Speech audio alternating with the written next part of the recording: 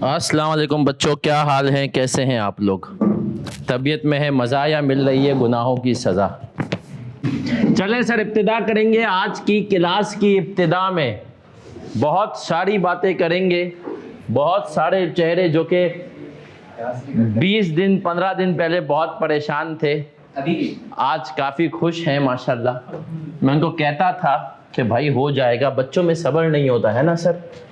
तो आए सर, आए ना, सब्र होता है ना इनसे। तो माशाल्लाह अब आप लोगों ने देखा, बहुत सौ का हो गया। जिनका नहीं भी हुआ, जिनका अभी तक किसी फर्म में नहीं भी हुआ, वो भी बिल्कुल टेंशन नहीं लेंगे, घबराएंगे नहीं, उनका भी इंशाल्लाह होगा। और शुरू ही मैं जो है इन्हीं बातों से करूँगा कि आप हजरात अभी जिस लेवल पे हैं, आप लोगों को अपने कैरियर के बारे में बहुत सारी चीज़ें क्लियर नहीं है। उसने आपकी प्लानिंग कर ली है और आपको बाद में जाके क्लियर होंगी, 2-3 रियल लाइफ एग्जाम्पल्स के साथ। तो सर शुरुआत करते हुए सबसे पहले तो मुझे बताएं, कितने ऐसे लोग हैं जिनका किसी ना किसी फर्म में अभी हो गया है? किसी ना किसी फर्म में हो गया है, सही है। ऑनलाइन वालों आप भी रेज हैंड करते जाएं।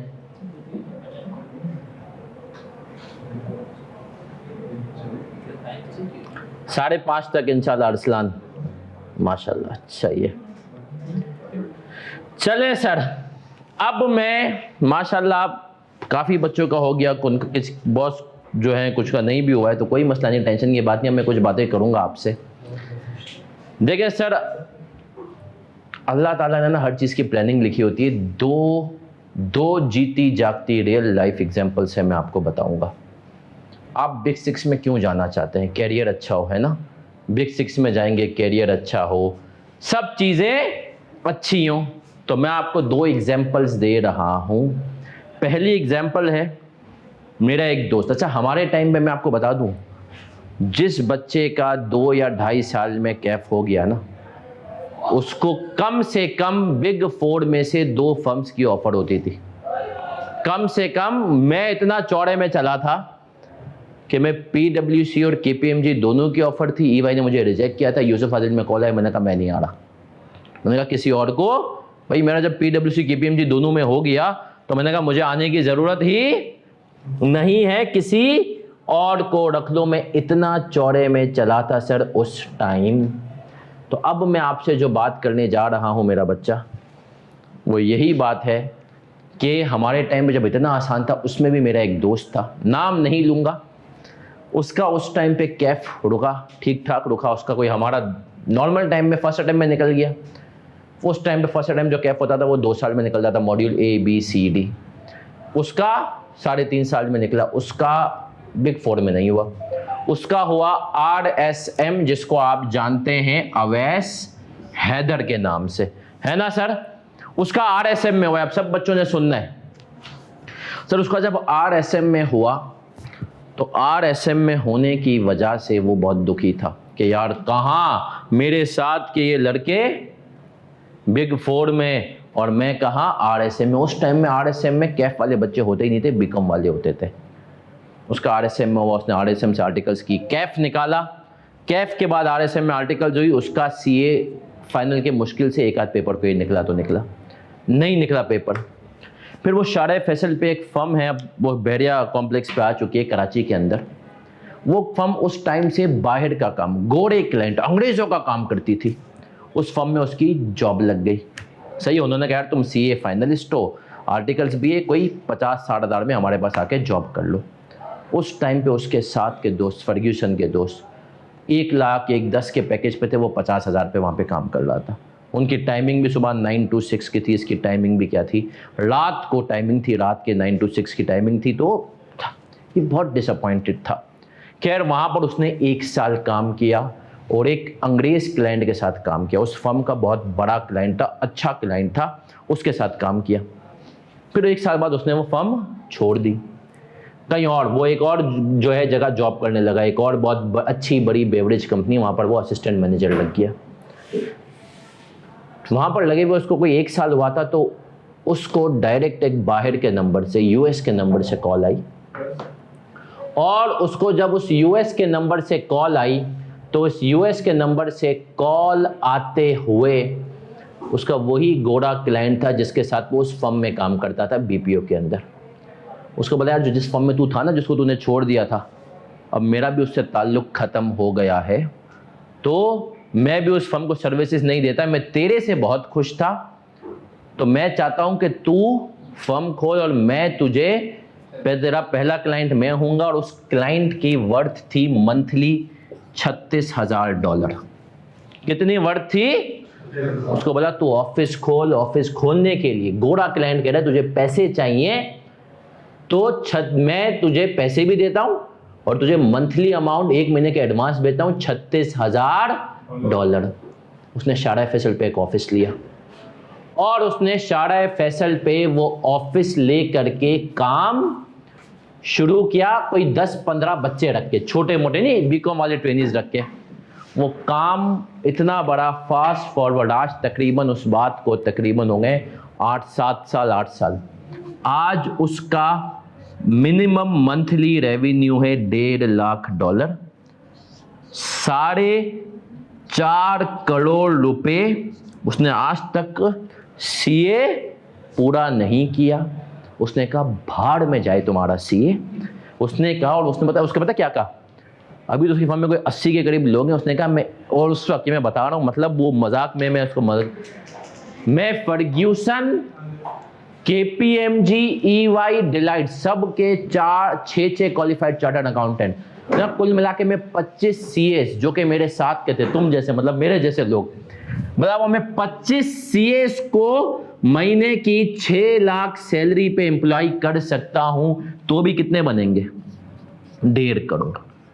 कितने बनेंगे? 1.5 करोड़। उसने कहा मेरा बाकी ऑफिस एक्सपेंडिचर, किराया विराया, ये सब चीजें मिला करके होता है कितना? 50 से 60 लाख। उसने कहा 0.5, इसने कहा 2 करोड़। और उसके साथ उसने एग्जाम्पल दे रहा था कि उसका पेरोल कितना है? 1.5 करोड़। उसने कहा 2.5 करोड़ रुपए मंथली प्रॉफिट है। सर कितना है? आपको पता है 2.5 करोड़ रुपए साल का बिग 4 का वो चार्टर्ड अकाउंट साल का कमाता है जिसको क्वालिफाई हुए कम से कम 20 साल हो गए हो, वो अपने लेट 40s के अंदर हो, ये महीने के 2.5 करोड़ कमा रहा है। अब आप सोचें अल्लाह ने उसके लिए क्या प्लानिंग लिखी हुई थी। अब अगर फर्ग्यूसन में जाता ना, वो आज नौकरी कर रहा होता। अल्लाह ने उसके प्लानिंग में क्या डाला हुआ था?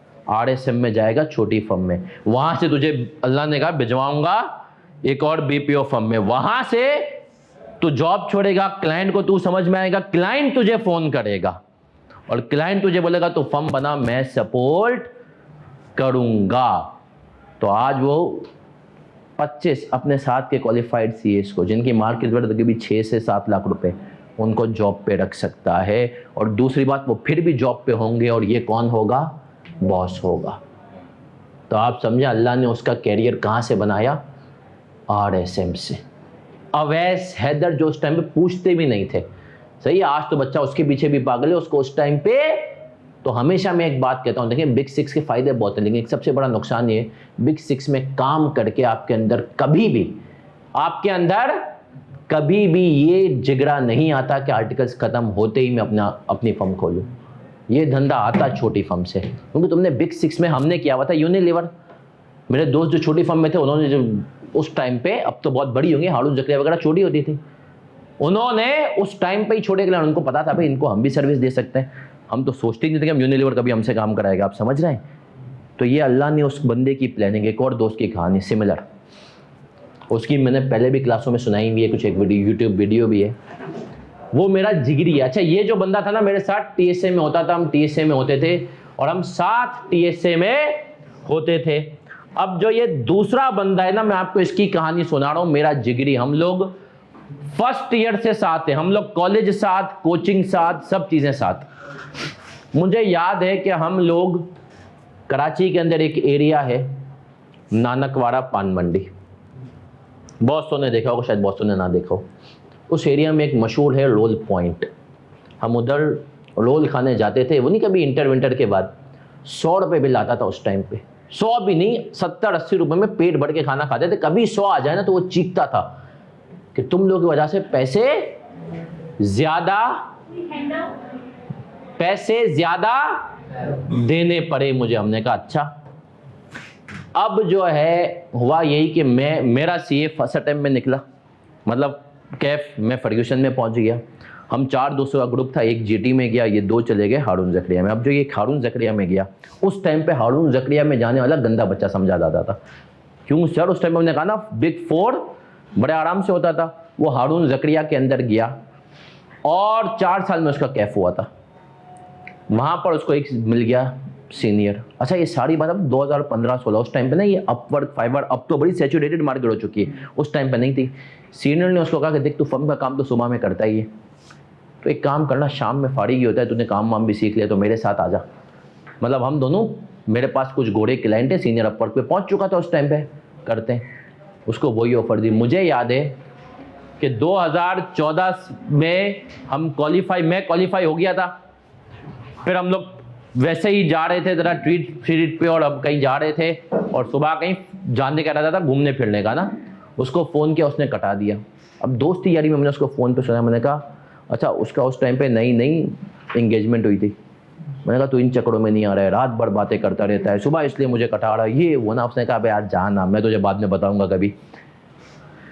बाद में उसकी आर्टिकलशिप हारून जकरिया से ख़त्म हुई, उसने डायरेक्ट अपनी फर्म खोली और उसके बाद भी उसके पास माशाल्लाह गोरे क्लाइंट।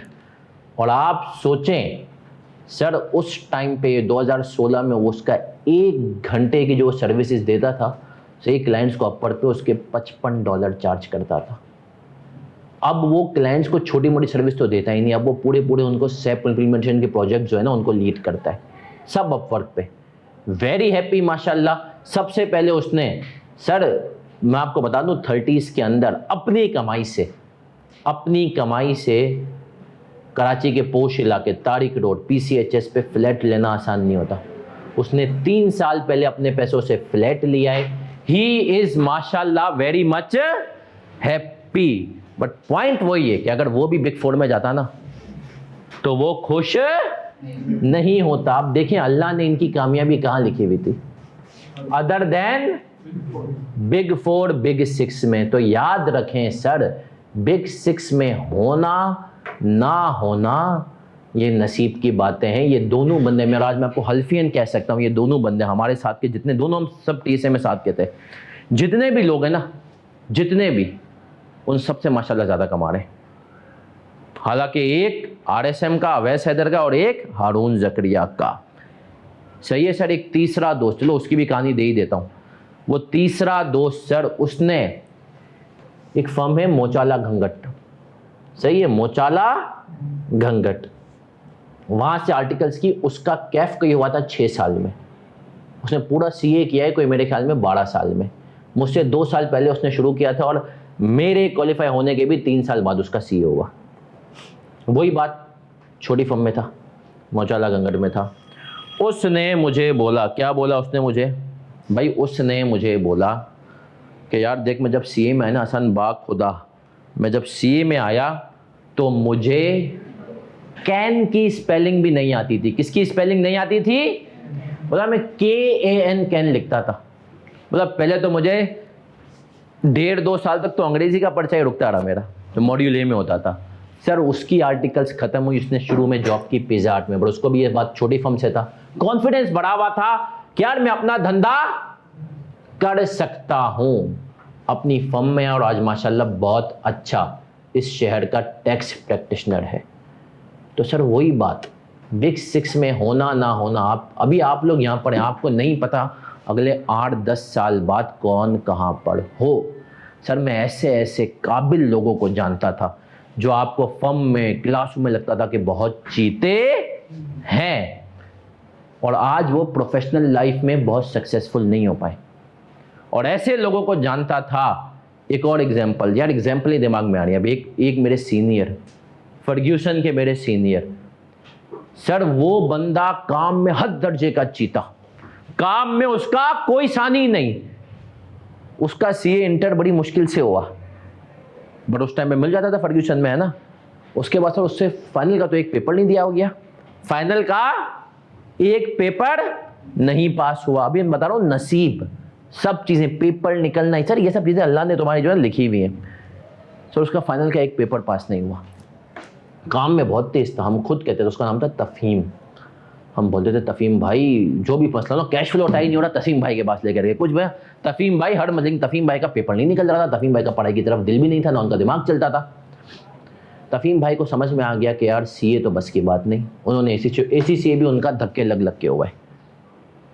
सर आज वो बंदा GSK ग्लोबल का डायरेक्टर है और मुझसे कोई 3.5 साल सीनियर होगा। उसके लेवल के क्वालिफाइड लोग फर्स्ट अटेम्प्ट क्वालिफाइड उस लेवल पे नहीं पहुंच पाए।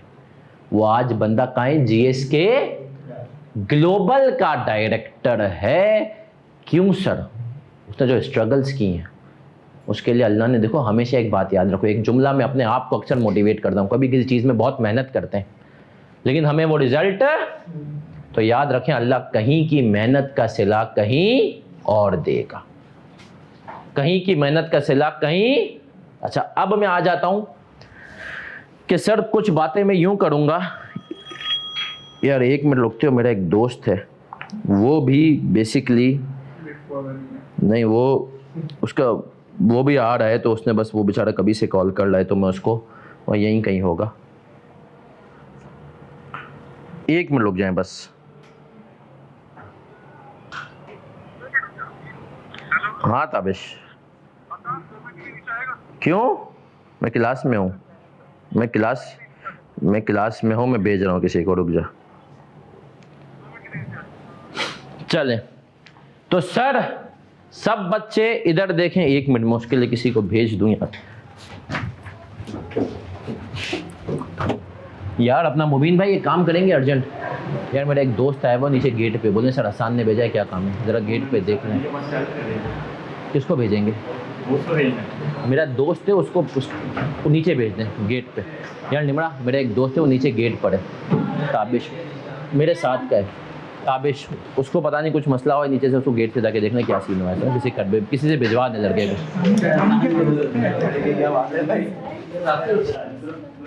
एसी का रिमोट यहाँ पर नहीं है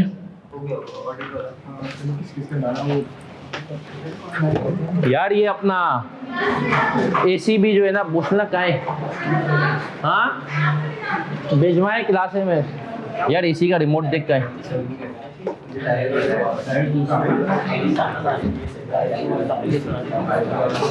चले सर सबकी तवज्जो इधर, नौजवानों। हाँ सर, तो मैंने आपको ये जितनी भी कहानियां सुनाई इनके ऊपर सिर्फ सर एक ही बात थी, वो क्या थी कि सर देखें आपकी पोजीशन, आपकी सक्सेस अल्लाह के हाथ में है। अब आता हूं कि सर अगर किसी का बिग 6 में नहीं हुआ तो क्या सीए खत्म, उसको अगर बाहर ही जाना है? देखिए बिग 6 आपको सिर्फ एक चीज में सबसे ज्यादा हेल्प करती हैं, वो ये है, देखिए कुछ चीजें बड़ी रियलिटी हैं, बिग 6 में जाने के बाद बाहर जाने के चांसेस बढ़ जाते हैं। दूसरी रियलिटी ये होती है कि यहाँ पर भी जो पहली जॉब लगती है ना उसमें पैसे अच्छे मिलते हैं। मतलब बिग 6 क्वालिफाइड को अगर 2.25-2.5 मिलते हैं तो बाकी जगहों, इस वक्त जो बिग 6 क्वालिफाइड के 2 मिनिमम आप लगाए चल रहे हैं, तो बाकी जगह वालों के कितने पड़ रहे हैं? 1.5 हैं। अब सब इधर देखिएगा, इधर सुनिएगा, सबकी तवज्जो इधर होनी चाहिए। अब सर आपका बिग 6 में किसी वजह से नहीं हुआ, सही है। अच्छा अभी बहुत सारे बच्चे इसमें भी परेशान हैं कि सर यूसुफ आदिल की तो इंटरनेशनल एफिलिएशन नहीं, तो उसमें भी वही इंपैक्ट आएगा, वो अल्लाह बेहतर जानता है। मुझे ऐसा लगता है कि लोगों को पता है कि यूसुफ आदिल डिलाइट का हिस्सा थी, हाँ लॉन्ग टर्म में शायद ये इंपैक्ट आए, बट सर बिग 6 में नहीं हो रहा, कोई मसले की बात नहीं है, कोई टेंशन की बात। अब सब बच्चे इधर देखेंगे कि सर जो बिग 6 है, बिग 6 में जो है अगर आपका नहीं भी हुआ तो अब छोटी फर्म से हो रहा है आपका, तो क्या करना है सर? मैं कोशिश करता हूं कहीं ना कहीं दुनिया भर में अपने बच्चों को, स्टूडेंट्स को, या मुझसे इत्तेफाक से लोग खुद राब्ता करते हैं। अब मेरे स्टूडेंट्स भी माशाल्लाह दुनिया भर में बोलते हैं सर सीवीज दें, यहाँ पर बच्चे चाहिए, तो मैं उनसे पूछता हूँ, मैं बोलता हूँ यार बिग 6 का एक बच्चा चाहिए, बोलते हैं हाँ सर बिग 6 का। मैं कहता हूँ कितना एक्सपीरियंस? उन्होंने कहा सर 1 साल। यूके में मैंने चेक किया, यूएस में मैंने चेक किया, मिड ईस्ट में चेक किया, वो कहते हैं बिग 6 का कितना एक्सपीरियंस चाहिए? 1 साल। अगर बिग 6 का 1 साल का भी तजुर्बा है ना, तो आप हैं गुड टू गो। बिग 6 का 1 साल का तजुर्बा है, आप गुड टू गो हैं। आपको कोई रोक नहीं सकता बाहर जॉब होने से। अब सर बिग 6 का मेरे पास 1 साल का तजुर्बा कैसे आएगा? अभी बताता हूँ कैसे आएगा। आप आर्टिकल्स कहीं से भी करें, बट आपका फोकस हो। देखें, अगर आपके आर्टिकल्स बिग 6 में नहीं हुई तो आपका फोकस होना चाहिए कि आपके पेपर निकल जाए। देखिए, अगर बिग 6 में नहीं हुई ना और आपका पेपर भी नहीं निकला हुआ है तो फिर खतरनाक सिचुएशन है। फाइनल के बिग 6 में हो गई, पेपर नहीं निकला तो भी खतरनाक है, लेकिन उतनी नहीं है, क्योंकि बिग 6 के फाइनलिस्ट भी कहीं ना कहीं खपत जाता है। क्योंकि जाहिर सी बात है, देखें पहले बच्चे, मैंने कहा ना कि यार मेरे टाइम पे बिग 6 ही होती थी, छोटी फर्म में तो बहुत ही गंदे बच्चे जाते थे, है ना। तो जब उस टाइम पे यही सब चीजें होती थी तो हम बड़े आराम। 1 मिनट रुकिएगा, चले सर आ जाए। तो बिग 6 के बाद आपने अगर क्वालिफाई हुए ना, ये मेरी गारंटी है, अगर आप बिग 6 के बाद क्वालिफाई हो गए तो मेरी गारंटी है कि मैं आप लोगों को इंशाल्लाह बिग 6 के अंदर 1 साल जॉब करवा दूंगा। मतलब आपकी आर्टिकल्स फिर 3.5 साल की नहीं रहेगी, 4.5 साल की हो जाएगी।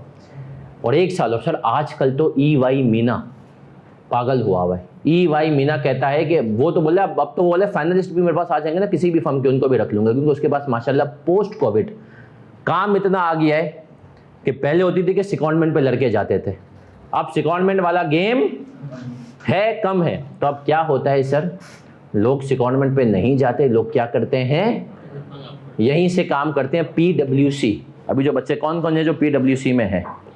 सही है, अभी जो बच्चे PWC वाले हैं वो देखेंगे PWC नेदरलैंड, PWC लग्जमबर्ग और PWC कनाडा का काम PWC कराची के ऑफिस से हो गए। उन्होंने पूरा काम क्या कर दिया है, आउटसोर्स। BDO में कौन कौन है सर? BDO जो है इस वक्त बिग 4 का कचरा उठा रही है। बिग 4 जो है उनका, बिग 4 भी नहीं, मैं यूसुफ आदिल को हटा देता हूं क्योंकि सर डिलाइट्स, हाँ बट यूसुफ आदिल भी अब तक तो है। बिग 3 की अगर हम बात करें तो EY तो पहले ही कहता था हमें ऑडिट नहीं करना, ऑडिट में टोपी ज्यादा है पैसे कम है। सही, नैप के चक्कर इसके उसके। आपका PWC भी क्या करे, बोला यार अभी यहाँ पे चक्करों में क्या पड़े, इससे अच्छा बाहर PWC नेदरलैंड का काम पकड़ते हैं, हमें वो एक बच्चे की मद में देगा PWC नेदरलैंड $1500 से $2000। और ये जो बच्चा है, ये बच्चा वो होता है जो कि आर्टिकल्स खत्म होती है, पेपर रुके हुए होते हैं, हम इसको देंगे $500 से $600, बहुत हुआ $700। इसके 2 लाख हो जाएंगे। इसको अभी फाइनलिस्ट है, 2 लाख कोई भी नहीं देगा। हम $2 लाख इसको देंगे, एक बच्चे पे $1300 पर महीना का बचाएंगे। कहते हैं जितने बच्चे उतने पैसे। अब वो बोले हम जब यहाँ से कमा रहे हैं तो हमें ऑडिट के चक्करों में क्या पढ़ने की ज़रूरत है पाकिस्तान में। PWC ऑडिट्स नए लेने में लीस्ट इंटरेस्टेड, इतनी महंगी फीस कोट करता है कि लेते ही नहीं है।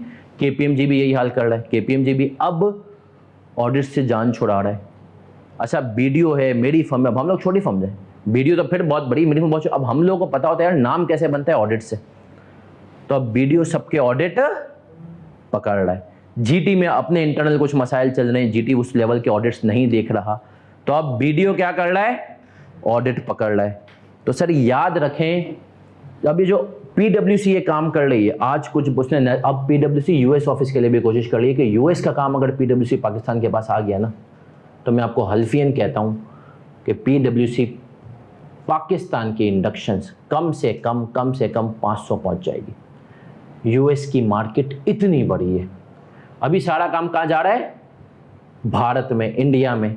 सही है, तो पाकिस्तान के, तो इसीलिए उनको आप जैसे लोग चाहिए होंगे, और उनको फ्रेश बच्चा नहीं चाहिए, उनको कौन सा बच्चा चाहिए, एक्सपीरियंस। फिर बोलेगा यार तूने जिस भी फर्म से, तूने ABC कंपनी से भी अगर तूने आर्टिकल्स की हुए तो भाई तू भी हमारे पास आ जा।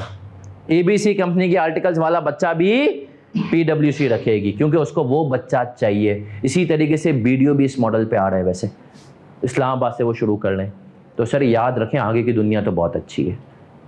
तो आपने आर्टिकल्स के दौरान क्वालिफाई हो जाए, 1 साल जो छोटी फर्म वाले, बड़ी फर्म में लगाएं, कैरियर डन। अब सर कुछ और बात है आपके कैरियर से रिलेटेड करूंगा जो मुझे लगता है पहली क्लास में बहुत ज़रूरी है, वो ये है अभी से अपना दिमाग बना लें, यहाँ रहना है या बाहर जाना है, उसके हिसाब से आपको आर्टिकल्स गुजारनी है। देखिए यहाँ रहना है तो फिर आप टैक्स का भी थोड़ा एक्सपीरियंस लें, फिर आप डिफरेंट चीज़ों का एक्सपीरियंस लें। बाहर जाना है तो बाहर जाने के लिए सबसे अच्छा एक्सपीरियंस होता है एक्सटर्नल ऑडिट। एक्सटर्नल ऑडिट की बहुत ज़्यादा जॉब जाती हैं। दूसरे नंबर पर जो बाहर जॉब जाती हैं वो आती हैं रिस्क एडवाइजरी की। सर ये जो रिस्क एडवाइजरी होती है इसकी दूसरे नंबर पर जॉब जाती हैं। बाकी सर टैक्स वैक्स की इतनी बाहर जॉब्स क्यों नहीं होती? क्योंकि सर हर मुल्क का टैक्स अलग है ना। थोड़ी बहुत मिडिल ईस्ट में अभी आई हुई है तो आई, वरना वो बोलते हैं टैक्स का हमारा अपना बंदा होगा। सही है। और दुनिया भर में वैसे टैक्स के लिए सीएस से ज़्यादा लॉयर्स के ऊपर जाया जाता है। पाकिस्तान में भी लॉयर्स के ऊपर ही जाया जाता है, लेकिन फिर हम सीएस का एक चलता है। तो एक तो अपने दिमाग में ये चीज़ क्लियर करें कि यार बाहर जाने तो एक्सटर्नल ऑडिट, पाकिस्तान में रहना है तो डिफरेंट तजुर्बे करें। फिर पाकिस्तान में भी सोच बनाए, अभी ना बनाए 6 महीने साल बाद, कि यार 6 महीने साल बाद भी जो है मैं अगर पाकिस्तान में हूँगा, मतलब जो, तो मुझे एक सोच ये बनानी है कि मुझे किस किस फील्ड में जाना है। मैं हमेशा कहता हूँ टैक्स से बचो। टैक्स का काम हमारी फर्म भी करती है, लेकिन हम सिर्फ कंप्लाइंस वाला करते हैं। नोटिस इसका बहुत कम जवाब देते जब हमें पता होता है कंपनी साफ़ हो, वरना सर टैक्स में हराम बहुत है। इस मुल्क के अंदर कमिश्नर नहीं छोड़ता। मैं एक बड़ी अभी अपने एक रिश्तेदार हैं, वैसे मैं टैक्स के नोटिसेज नहीं पकड़ता मतलब काम, लेकिन एक रिश्तेदार है उनका आ गया, थे भी भाई के ससुराली रिश्तेदार। उन्होंने कहा कि बेटा ये काम तो करना है। अब मुझे पता था कि कमिश्नर भी 2 नंबर है, वो भी 2 नंबर है। सही है, मतलब 2 नंबर, कुछ ना कुछ कंसीलमेंट तो है दोनों तरफ से। अब मैं गया कमिश्नर के पास, मैंने कहा इससे कोशिश करूंगा बहस करूंगा। कमिश्नर मेरे सामने आया ऑफिस में। सही है, ये आपका जो सदर में इनका है LTU 1, ऑफिस में आया मेरे सामने। आते ही उसने सूरह रहमान लगाई। सूरह रहमान चल रही है, तिलावत हो रही है मज़े से माशाल्लाह। फिर मैं भी बैठा हुआ हूँ, मैं बताऊँ यार सूरह रहमान ख़त्म हो, फिर जो है ना मैं से पूछूंगा इशू क्या है। उसी दौरान मुझे कहता है, बोलता है यार देख इशू तो जो भी हो, ये बता पैसे कितने दिलवाएगा। मैंने कहा सर या तो इसको बंद होने दें, बंद कर दें, या तो इसको ख़त्म होने दें, फिर ये आप बातें करें। मैंने कहा बोलता अच्छा सही है। मैं उसने बंद पूरी ख़त्म होने दी, फिर उसके बाद बोलते अब बता पैसे कितने दिलवाएगा। सही है। अब उसके बाद कहता है अच्छा, फिर खैर मेरी उससे बातें। मैंने कहा सर क्या इशू है, मैंने फुल उससे लड़ा। फिर मैंने उससे मुझे अपना नंबर दिया। फिर व्हाट्सएप पे जब मैंने उसका नंबर देखा तो उस पर बड़े बड़े स्टेटस पे लिखा होता अल्लाह इज़ ग्रेट। मैं नीचे उतरा, बहुत फ्रस्ट्रेटेड था। मेरा एक दोस्त है वो टैक्स फर्म ही है उसको मैंने फ़ोन किया। मैंने कहा तू इनके साथ काम कैसे करता है? उसने कहा यार तो ये बात कर रहा है। बोला अभी पिछले दिनों मुझे एक कमिश्नर ने फ़ोन किया, मुझे बोलता है वो रिश्वत के पैसे जल्दी अरेंज करा, ट्रैवल एजेंट पीछे पड़ा हुआ है, उम्रे के लिए मुझे टिकट बुक करानी है। सही है। तो बोलता है भाई इनका तो ये सीन है। खैर क्लाइंट को और मैंने कहा यार आप देख लो, क्लाइंट की उनसे कोई डील हुई। मैंने कहा यार आप लोग देख लो, क्लाइंट की डील हो गई, जो भी पैसे वैसे थे ना। अब आप सोचें उसको जब पैसे दिए ना, वो इतना गिर गया कि वो क्लाइंट को बोलता है कि यार तुम जो है ना अपने बच्चे को भेज दो, उसको पूरा उसका रिटर्न मैं टाई खुद करके दूंगा। मेरी पाकिस्तान चौक पे यहाँ पे दुकान है। सही है, यहाँ पे मैं पार्ट टाइम में टैक्स प्रैक्टिस करता हूँ। तो फिर वहाँ पर रमज़ान में उसने हमारे बच्चे को बुलाया और उसको पूरा रिटर्न टाई करके दिया। लेकिन टैक्स में ये मसाइल है। एक्सटर्नल ऑडिट वास्ट है। फिर एक छोटी सी बात करूँगा, फिर आपके कुछ सवालात लूँगा, फिर हम कोर्स की तरफ आएंगे, चीज़ों की तरफ। सर दिमाग अभी से बनाए, सबसे ज़्यादा जॉब्स एक्सटर्नल ऑडिट। अच्छा हमारी फील्ड में देखें 2 मेजर जॉब्स हैं, फाइनेंस और इंटरनल ऑडिट। आप अगर फाइनेंस की फील्ड में जाएंगे तो मैं कहता हूँ CFO की सैलरी की लिमिट पे कोई मतलब एक अच्छी लिमिट होती है। CFO इस शहर के अंदर 25 लाख में भी काम कर रहे हैं, 30 लाख में भी काम कर रहे हैं। हेड ऑफ इंटरनल ऑडिट, हो सकता है मैं गलत हूँ, मेरी नॉलेज कम हो, मैंने 12-14 लाख से ज़्यादा हेड ऑफ इंटरनल ऑडिट कभी सैलरी देखी नहीं है। तो हेड ऑफ इंटरनल ऑडिट की एक ग्रोथ लिमिट है, CFO की उसकी भी लिमिट है, एक लिमिट। सही है। दूसरी इंपॉर्टेंट बात यह है कि आर्टिकल्स करें फर्म में या इंडस्ट्री में। कुछ बच्चे अभी भी करें, आप तो मशहूर कोई ऐसा है जो इंडस्ट्री में है? कोई भी नहीं है इंडस्ट्री। देखिए मैं इंडस्ट्री में हमेशा 2 ही जगहों को इंडोर्स करता हूँ, यूनिलीवर और SE तीसरी, किसी जगह को मैं इंडोर्स नहीं करता। सर उसके पीछे वजह क्या है, उसके पीछे कारण क्या है, आप बताएं। क्योंकि सर मैंने कुछ बच्चों का, इंडस्ट्री आर्टिकल्स वालों का जॉब के लिए इंटरव्यू किया। आप यकीन मानो उस बच्चे ने इंडस्ट्री आर्टिकल्स पूरी कर ली, फाइनल लेवल का बच्चा है, वो ये नहीं बता सकता कि ऑडिट के अंदर बैलेंस शीट की अजर्शंस क्या होती है। चलो तेरे पेपर नहीं निकले अलग बात है यार, तू मुझे बेसिक अजर्शंस नहीं बता पा रहा, तू मुझे बेसिक ट्रीटमेंट। मैंने कहा क्या किया, मैं बात नाम नहीं लूंगा, उसने पंजाब से किसी एक सॉर्ट ऑफ सरकारी जो है ना इदारा, उधर से की थी, सही है। मैंने कहा यार, फिर मैंने ना वहाँ पर अपने दोस्त को फ़ोन किया लाहौर में, मैंने कहा ये क्या कर रहे हो भाई। अच्छा वो उस इदारे में नहीं, उसने कहा यार तूने बंदा ही तो गलत पकड़ा, मतलब वो सरकारी इदारा है, उसके पास काम ही नहीं है।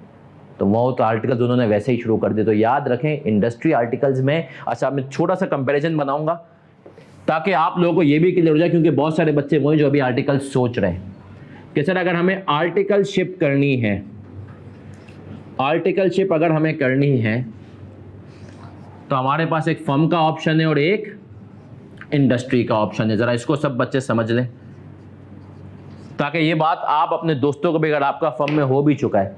फर्म के अंदर सर फायदे क्या हैं? फर्म का सबसे पहला बेनिफिट है ग्लोबल मोबिलिटी बहुत ज्यादा है।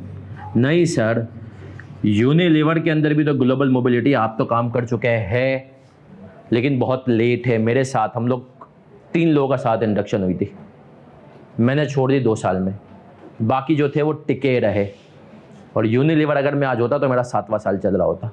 उनकी अभी हुई है, वो भी कहाँ, जहाँ पे पोजीशन अवेलेबल थी, एक की दुबई में हुई और एक की इजिप्ट में हुई, वरना वो पाकिस्तान के अंदर ही थे। तो ग्लोबल मोबिलिटी इंडस्ट्री में बहुत कम है।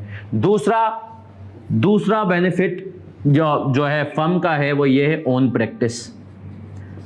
फर्म में जाने के बाद, जैसे अभी मैंने आपको कहा कि छोटी फर्म के लोगों की ओन प्रैक्टिस हो जाती है, हमारा जो है, हमारे केस में इंडस्ट्री में यूजुअली ओन प्रैक्टिस आप नहीं कर सकते, अगर आप करना भी चाहें तो बहुत मसला होगा।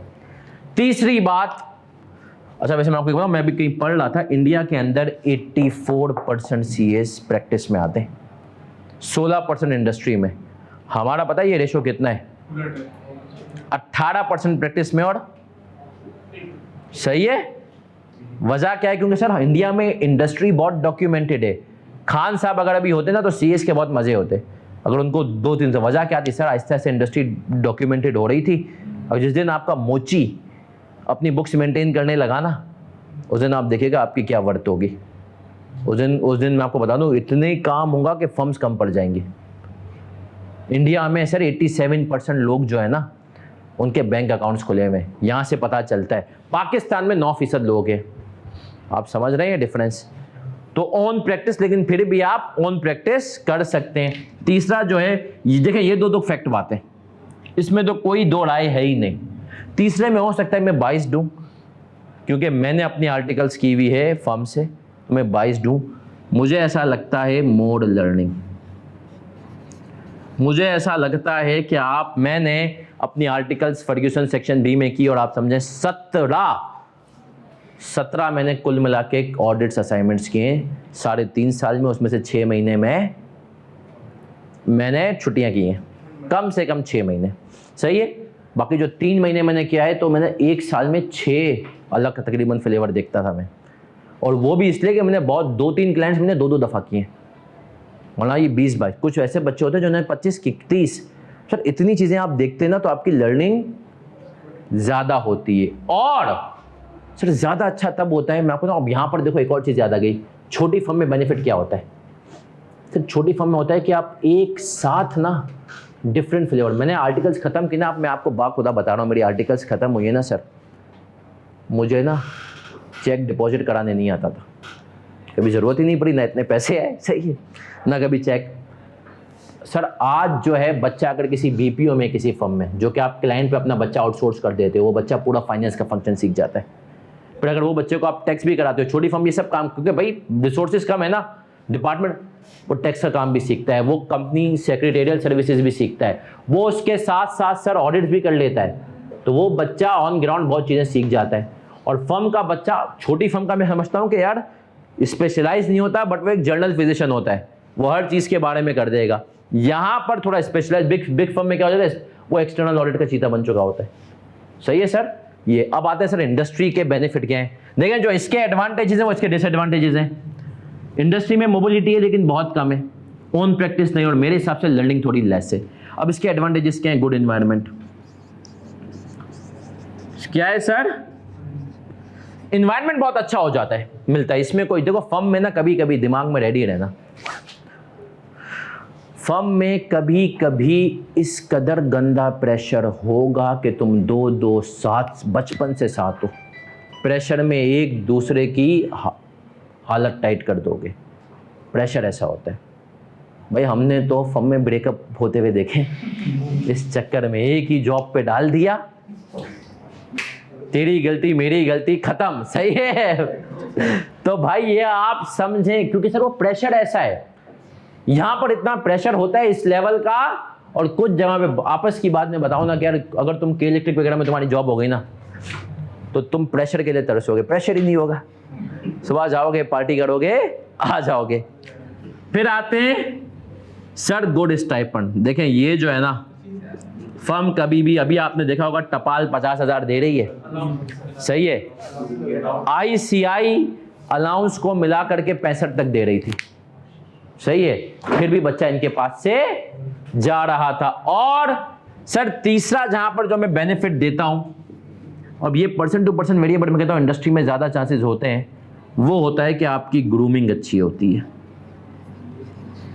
सर अच्छा ग्रूमिंग बच्चा समझता है सिर्फ ये पहनना ओढ़ना नहीं, सर ग्रूमिंग होता है पूरी पर्सनैलिटी आपकी इन्हेंस होती है, सही है, the way you talk, the way you walk, the way you deal with people. Industry में देखो, फर्म में जाहिर सी बात है प्रेशर इतना है ना, फर्म में मैं अक्सर एग्जांपल देता हूँ, आप ये समझो कि दोपहर के 2 बजे घर में दावत है, मासी को आना था, सारा काम करना था, और उसने 12 बजे अम्मी को बताया मैं तो नहीं आ रही। अब जो उस टाइम पे अम्मी की हालत होगी ना कि वो क्या करेंगी, अम्मी सारा गुस्सा तुम पे निकलेगा, घर वालों पे निकलेगा। इसी तरीके से जॉब इंचार्ज की यही हालत होती है जब जॉब फाइनल होने वाली होती है, सब पे गुस्सा निकालते हैं, अच्छा हो तो बाद में सॉरी भी कहते हैं, बोलते हैं यार सॉरी मैंने तुझे ज़्यादा कह दिया। लेकिन है इंडस्ट्री में ऐसी चीज़ें तो ग्रूमिंग ज़्यादा होती है, वहाँ पर आप मिलते हो डायरेक्टर लेवल के लोगों से, यहाँ पर तुम्हें पार्टनर भी अक्सर तुम देखोगे यार क्या है हमारे जैसा आदमी थोड़ा सा बड़ा हो गया, सही है, मतलब वो फर्म का माहौल ऐसा है सर, आप समझ रहे हैं, फर्म का प्रेशर है। तो सर यहाँ पर तो मैं नॉल में हमेशा एक बात कहता हूँ यार, फर्म इंडस्ट्री आपके ऊपर है, इंडस्ट्री में कहना उस बच्चे को आना चाहिए, लाजमी आना चाहिए इंडस्ट्री में, जिसके पप्पा का कोई धंधा हो, अच्छा बिजनेस हो, वो बिजनेस को वो ग्रो करना चाहता है, उसको पता हो अल्टीमेटली मुझे वहीं पे जाना है, वो इंडस्ट्री आर्टिकल्स करे, वहाँ से सीखे कि कंपनी कैसे चलती है, क्या होता है, फिर आ जाए इंडस्ट्री में। और फर्म जो है, फर्म के अंदर वो बंदा आए जो कि हमारी तरह मिडिल क्लास का होता है, क्योंकि सर फर्म मैं ये कहता हूँ, इसके अलावा इंडस्ट्री में सिर्फ 2 ही मैं रिकमेंड करता हूँ, यूनिलीवर और SECP, इन 2 में आपका होता है तो जाएं, जिनका नहीं हुआ। चलें सर अब मैं आता हूँ, एक बच्चे का सवाल है सर, जैसे अब मुझे बस 5 मिनट में हम आपके सवालात लेंगे, फिर हम जो इस कोर्स की तरफ आएंगे। सर जैसे पाकिस्तान में फर्म में ओवरऑल बहुत कम सैलरी होती है इंडस्ट्री से, सर पाकिस्तान में भी ऐसा नहीं है फर्म में ज़्यादा सैलरी होने लगी इंडस्ट्री से क्वालिफाई, हाँ स्टाइपेंड कम होती है, क्योंकि जाहिर सी बात है फर्म, मैं अब फर्म का पार्टनर भी हूँ, तो बच्चों को तो लगता है कि यार फर्म, लेकिन आपको नहीं पता सर फर्म आपको हर महीने सैलरी दे रही होती है, हमें 70 to 80% क्लाइंट तीसरे महीने पैसे दे रहे होते हैं, तो ये कैश फ्लो मैनेजमेंट फर्म के लिए जो है ना बड़ी मुश्किल होती है। आप खुद देखिएगा जो ऑडिट करते हैं ना, ऑडिट की फ़ीस क्लियर कब होती है, आपकी फर्म को 4-4, 6-6 महीने बाद पैसे मिल रहे होते हैं सर।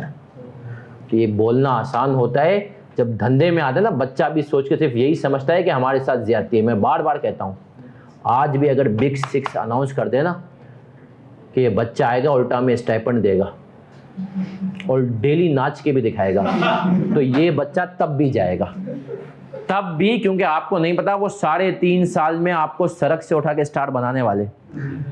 तो जब 3.5 साल में आप जो भी फर्म में हो, बड़ी छोटी, आप 3.5 साल बाद देखिएगा जो आपका रिश्तेदार दोस्त जो के फर्म के रूट से नहीं आया, सही है, और वो नॉर्मल उसने कुछ भी ACCA किया हुआ है, BCom किया हुआ है, वो कहीं जॉब कर रहा है, 10 साल का तजुर्बा होगा ना, आप 3.5 साल में उसको बीट करेंगे, वो माशाल्लाह फर्म की वजह से। तो सर दुनिया भर में ऐसा ही नहीं होता, डिपेंड करता है कंपनी टू कंपनी। अब आएगा पेपर कॉम्बिनेशन।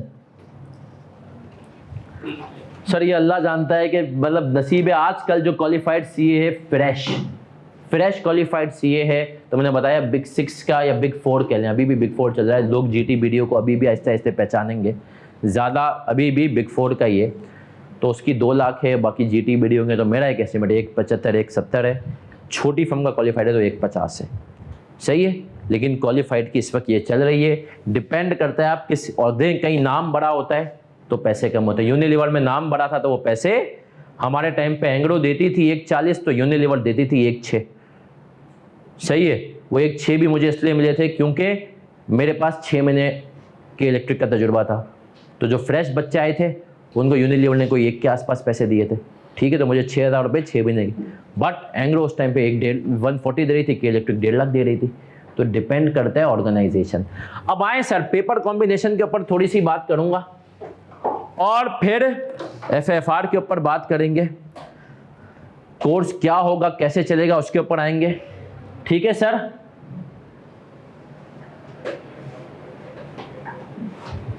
बेटा एक बच्चा कह रहा था 4-5 सालों पहले भी हम क्वालिफाइड सीए की 2 लाख सुनते थे। नहीं बेटा, वो आपको लॉलीपॉप दिया गया था। वो आपको इंस्टीट्यूट में जो होते हैं ना, उन्होंने ख्वाब दिखाने के लिए कहा था। सर मैं आपको बता दूं, आज से 2 साल पहले क्वालिफाइड सीए बड़े आराम से 1.10 1.20 में मिल जाता था फ्रेश क्वालिफाइड। ये तो अभी सारे बाहर भागे ना, तो कंपनीज 2-2 तक पहुंच रही हैं। 1.10 1.20 में बड़े आराम से मिल जाता था। ये तो आपको लॉलीपॉप दिया गया था फर्म की तरफ से, और जो इंस्टीट्यूट जहां पे आप एडमिशन लेने गए थे कि आपको 5 सालों में सीएफओ बना दिया था। एक मैं जानता हूं, एक में हमारी सीनियर थी, वो आर्टिकल्स के फौरन बाद सीएफओ बहुत बड़ी चीज। कहां पर लगी थी? हबीब यूनिवर्सिटी, और 80,000 रुपये तनख्वाह। सही, कितनी तनख्वाह? 80,000। उस टाइम पे उनके जो साथ के बैचमेट थे वो कहीं एम लगे हुए थे और 1 लाख रुपए पे थे। तो हमेशा एक बात कहता हूँ, जो मर्द होता है ना वो प्रैक्टिकल होता है, वो पैसे को देखता है। बोलता है तू मुझे चपरासी बोल, 3 लाख दे। और जो खवातीन होती है ना, वो बोलती है नहीं पैसे पे कॉम्प्रोमाइज कर लूंगी, डेजिग्नेशन पे नहीं। तो कंपनीज इससे खेलती हैं। बैंक्स में आप जाएंगे एवीपी एसवीपी, आप बोलेंगे अरे भाई senior vice president AVP VP, वो आम जगह के मैनेजर के बराबर उसकी औकात होती है, समझ रहे हैं। तो वो बैंक्स क्या खेलती हैं, तुझे डेजिग्नेशन बड़ी। तो चलें सर अब आगे आते हैं, सही है। ये सब चीजें ना कर किस फर्म का, ये मुझसे आप बाद में मैसेज में पूछे, ठीक है। दुबई ना सर, मैं मेरा कजन 3.5 साल आर्टिकल्स ACCA 13 लाख का पैकेज दुबई में लगा ना, उसको यहाँ पर कन्वर्ट करना। उसको बोला यहाँ पर आप फिर देखें कितने पैसे मिलते हैं। इतने ही मिलेंगे उसको, 1.5 से 2 लाख, सही है सर। अब इधर आते हैं सर, पेपर कॉम्बिनेशन। हमने कहा पेपर कॉम्बिनेशन क्या हो। अच्छा मैं आपको एक बात बता दूं, दिमाग में एक बात आपने याद रखनी, जो हमेशा मैं कैफ लेवल पे भी कहता था। सर देखें, जो कैफ है ना, वो कैफ टेनिस बॉल तक का गेम था। सीए फाइनल में मेरे पास है ना हिस्ट्री है, अभी जीते बच्चे कैफ फर्स्ट अटेम्प्ट में। सर मेरा आपको पता है, जो माशाल्लाह मोइज मुस्तफा गोल्ड मेडलिस्ट था, उसका फाइनल का ऑडिट रुका। मोइज का फाइनल का ऑडिट रुक गया। क्यों? मैंने उसको कहा था, मैंने कहा मोइज पहले अटेम्प्ट में ऑडिट नहीं दे। खैर उसके ऊपर बाद में बात करूंगा, उसका ऑडिट रुक गया। तो सर, और कैफ के जिनका फर्स्ट अटेम्प्ट में कैफ ना, जिनके बारे में आप कैफ में कहते थे कि आईकेप की पार्किंग में पहुंचे और पास हो गया, फाइनल में वो स्ट्रगल कर रहे। और कुछ बच्चे जो कि कैफ में स्ट्रगल किए थे, वो फाइनल में स्ट्रगल नहीं कर रहे, क्योंकि वो ये सीख गए कि फेल कैसे होना है। सर सारी चीजें आपको पता है, मैं शुरू से कहता हूँ स्मार्ट स्टडी। सीए के बारे में एक बात मैं हमेशा कहता हूं कि लोगों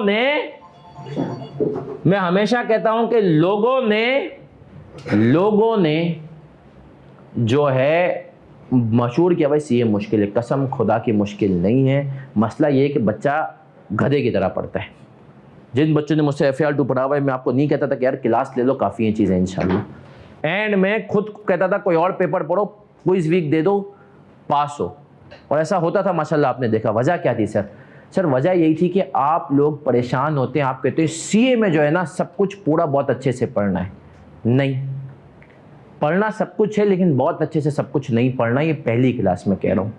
अभी FAFR में मुझ समेत मुझ समेत पूरे, मैं इस बात को हल्फियन तो नहीं मतलब खुशफहमी में, मैं सबसे अच्छी कोर्स कवरेज FFR में मेरी है। मैं हर छोटी मोटी चीज़ के ऊपर भी ऑडियो तो भेज ही देता हूँ। इस्लामिक स्टैंडर्ड कोई नहीं पढ़ाता, मैं उसके ऊपर ऑडियो भेज देता हूँ। लेकिन मुझ समेत पूरे पाकिस्तान के टीचर्स ने एक चीज़ नहीं पढ़ाई। पेपर में 4 नंबर की आई, लेकिन 4 नंबर की आई ना यार, हाइपर इन्फ्लेशन IS 29। सर याद रखें, बच्चों को मैंने कहा था यार तू अब बड़ा हो गया, ये एक छोटा सा अगर चीज हमें हमेशा पता होता है क्या के पेपर में 4 से 6 नंबर का कोई सरप्राइज रखेगा। अब उस 4 से 6 नंबर के लिए अगर मैं तुझे क्लासें दे दूंगा ना चंदा 50 आवर्स की, तो ये मैं ज्यादती कर रहा हूं तुम्हारे साथ। समझ रहे हो क्यों ज्यादती कर रहा हूं? क्योंकि कोई भी पेपर हो सर 4 नंबर है ना, तू जो 50 आवर्स की सिर्फ क्लास है उसको रिकॉल करने में तुझे मजीद लगेंगे 50-100 आवर्स। उससे अच्छा है 4 नंबर का तू इतना रिस्क ले ले कि पेपर में आया तो स्टैंडर्ड खोल के छाप लूंगा। पता है तुम्हारे सारे पेपर्स ऑलमोस्ट फाइनल के क्या है, ओपन बुक है। तो सर ये चीज़ें थोड़ा सा ये बच्चे के अंदर जिगरा पैदा करूंगा हम करते हैं। फाइनल के अंदर बच्चा कहता है मुझे FAR 2 के भी सारे टॉपिक्स की रिकॉर्डिंग दे, मैं वो भी वापस देखूंगा। मैं बोला कोई ज़रूरत नहीं है, वो याद है ऑडियो देता हूँ एंड में, मैं कहता हूँ वो ऑडियो सुन ले काफ़ी है, तुझे रिकॉल हो जाएगी पेपर में तेरा वो लेवल। क्योंकि यहाँ पर खुद इतनी चीज़ें हैं ना सर, क्या आप पागल। चलिए सर कॉम्बिनेशन पे आता हूँ। मेरे हिसाब से कॉम्बो जो मैं अक्सर बच्चों को रिकमेंड करता हूं, मेरा बच्चा वो सबसे मैं कहता हूं कॉम्बो 1 है, उसके अंदर FFR होता है, BFD और SPM। अच्छा ये कॉम्बो आप सर क्यों रिकमेंड करते हैं? देखें पहली अटेम्प्ट है, आप कैफ के बाद जा रहे हैं, आपको पास होने के चांसेस ज्यादा रखने हैं। क्योंकि सर खुदा ना खास्ता पहली अटेम्प्ट में ना अगर फाइनल में पर्चे रुक गए ना तो कॉन्फिडेंस बहुत बुरा गिरता है आपका अपने ऊपर। कैफ में जो आप चीते बने हुए होते हैं ना, सेल्फ बिलीफ कम हो जाता है, और सेल्फ बिलीफ कम होता है ना तो आपके फिर पेपर नहीं निकलते। अब सर मैं आता हूँ क्यों आप ये कह रहे हैं, इसकी वजह FFR जिस बच्चे ने मेरे हिसाब से FFR पढ़ लिया ना और एंड में क्विज वीक मॉक दिया। सर अभी पिछली अटेम्प्ट की मैं आपको बताऊं सर, पिछली अटेम्प्ट में मॉक का पेपर मैंने दिया, मैंने कहा तुम लोग करो मैं चेक करके दूंगा, करवा के दूंगा। एक बच्चे ने खाली किया, तकरीबन जिनकी अटेम्प्ट थी वो 150 के आसपास माशाल्लाह होंगे। कितनों ने किया? सिर्फ, बाकी 149। सर टाइम ही नहीं है। सर हम देख लेंगे, हम आपके सोल्यूशन देख करके हम, लेकिन मॉक क्विज वीक दिया। आप यकीन माने मैंने पोल करवाया ग्रुप में, मैंने कहा 5.5 क्विज वीक था, तो मैंने कहा जो क्विज वीक मैंने करवाया आप यकीन माने वो बच्चे आप लोग तो फिर माशाल्लाह दे देते है ना। FFR में भी होता है, यकीन मानो 20% बच्चों ने दिया। वजह क्या होती है अभी समझाऊंगा।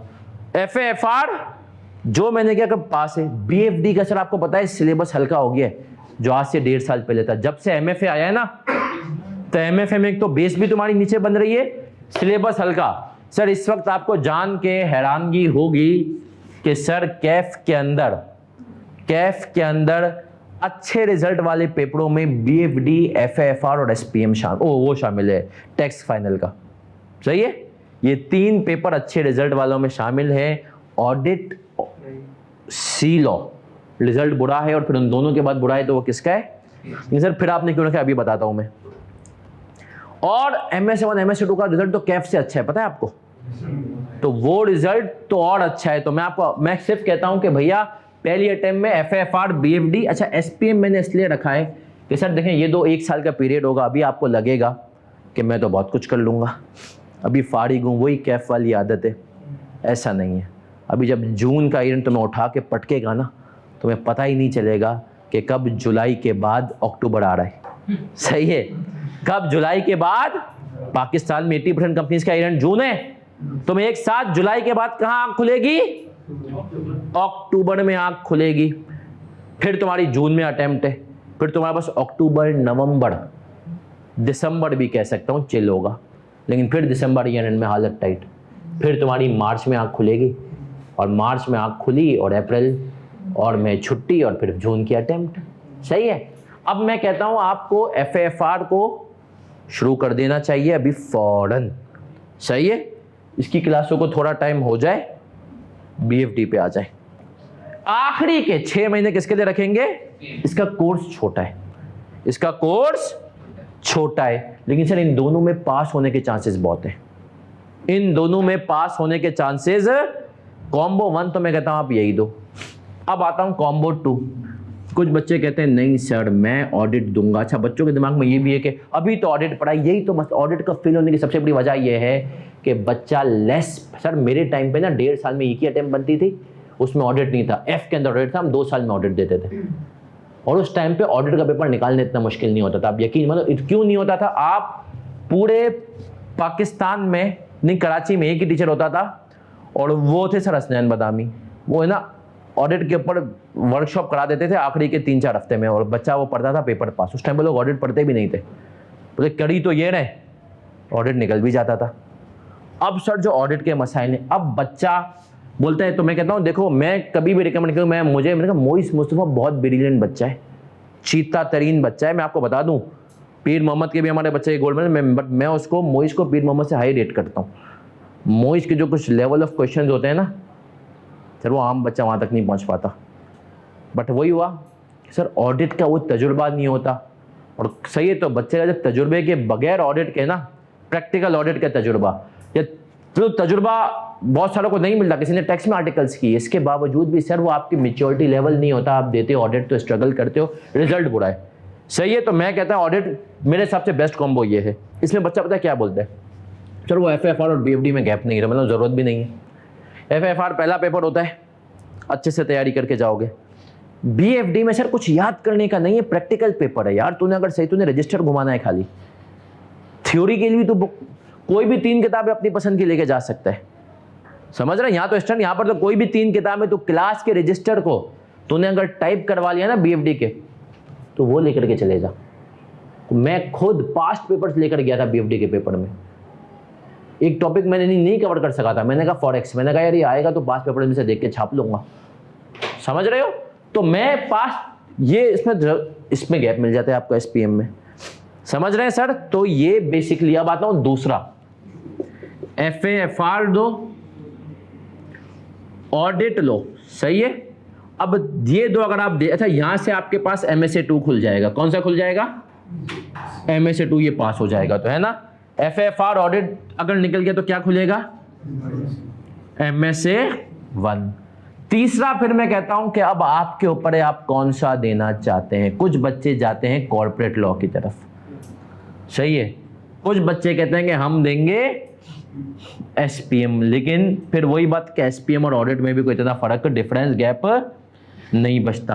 और कुछ बच्चे कहते हैं ये आपका जुमेरात को होता है तो ये जुम्मे को हो जाता है, और कुछ बच्चे फिर BFD की तरफ जाते हैं। मैं कहता हूं यार इस कॉम्बो के अंदर मैं भी कहता हूं अगर दूसरा जाना है तो इस तरफ जाओ, क्योंकि देखिए सर ऑडिट और SPM, ऑडिट मुश्किल से निकलता है, उसके बाद ये मुश्किल से निकलता है। तो अगर तेरी पहली अटेम्प्ट में सिर्फ FFR पास हुआ ना, तो भी कम से कम कोशिश करने की पहली अटेम्प्ट में 2 तो निकले। और ये 2 अगर आपने इंसान के बच्चों की तरह पढ़े ना सर, मैं हल्फियन कह रहा हूँ निकल जाएंगे।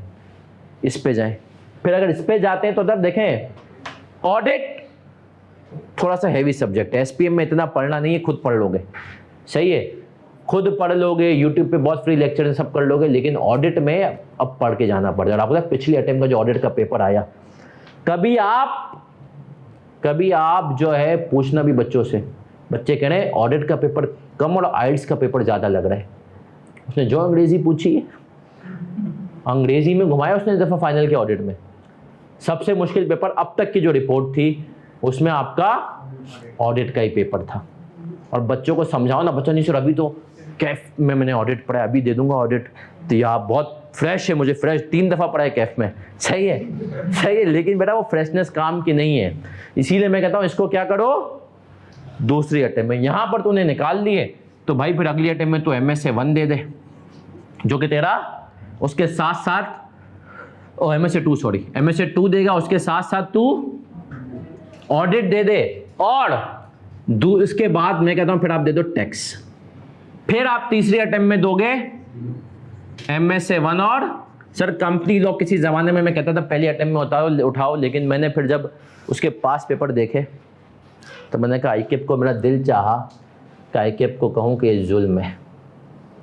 कंपनी लॉ का पेपर मैं आपको बता दूं सर, इस वक्त इस किस्म का आ रहा है ना कि एक टीचर का कहना है कि अगर उसके ऊपर से नाम हटा दिया ना तो बच्चा सोचेगा ये कंपनी लॉ का पेपर है, MSA 2 का है, MSA 1 का है, किसका है।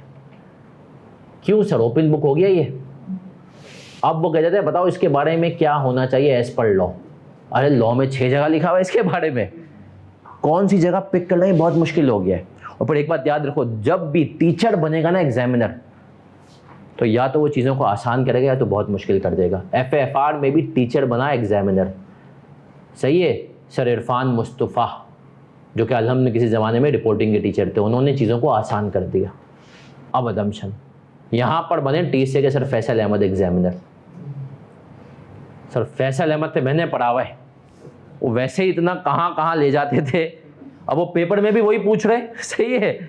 और अब तक बच्चा कंट्रोल में नहीं कर पा रहा। यकीन मानो बच्चा कहता है सर सीलो सबसे एंड में दूंगा, और वाकई में, क्योंकि सर वो बच्चा कहता है सर अब तक कोई भी टीचर जो सीलो पढ़ा रहा है ना फाइनल लेवल पे, वो खुद टीचर कह रहा है कि यार ग्रिप में कैसे आएगा, तो एक थोड़ा सा इशू है। तो इस अप्रोच पर जाएं, ज़्यादा अच्छा है। बाकी आप देख लें। तो सर ये था, मैंने आपको कॉम्बो 1 कॉम्बो 2 ये सब चीज़ें बता दी। अब आता हूँ सर FFR का सिलेबस कितनी देर का है। FFR जो होगा हमारा सिलेबस कितने घंटे का है सर। अगर मैं आपको आवर्स के हिसाब से कंक्लूड करूं ना, अच्छा बीच में आपको पता है जैसे हर क्लास के आखिरी के 10 मिनट में हमारा स्टोरी टाइम होता है, कभी कभी 15 मिनट का भी हो जाता है। तो वो 10 मिनट का स्टोरी टाइम जो हमने पिछले 2-3 अटेम्प्ट से शुरू किया है उसको हटाऊं, और बीच में कभी कभी वैसे ही जो मैं मस्तियाँ कर देता हूँ उनको अगर मैं हटा दूं, तो आप ये समझें FFR का कोर्स तकरीबन आपका सबको 150 से 200 घंटे मिनिमम। लेकिन इसमें वो टॉपिक्स हैं जो कि बहुत इंपॉर्टेंट है। पोर्टल पे आपको सारे मिलेंगे, तो अगर उन बाकी छोटे टॉपिक्स को भी अगर मैं मिलाऊं तो आप इनके कोई 50 से 80 घंटे और लगा लें, तो आप समझें मोर और लेस 250 घंटे के आसपास का कोर्स है। लेकिन अब FFR में अगर मैं आपको खुलकर बताऊं तो सर आज पहली क्लास में बता रहा हूं कि अगर FFR को पास करना है ना, 3 टॉपिक्स पे ग्रिप अच्छी कर लो। 3 टॉपिक्स अगर आपके हाथ में हैं तो FFR आपके हाथ में है कंसोलिडेशन।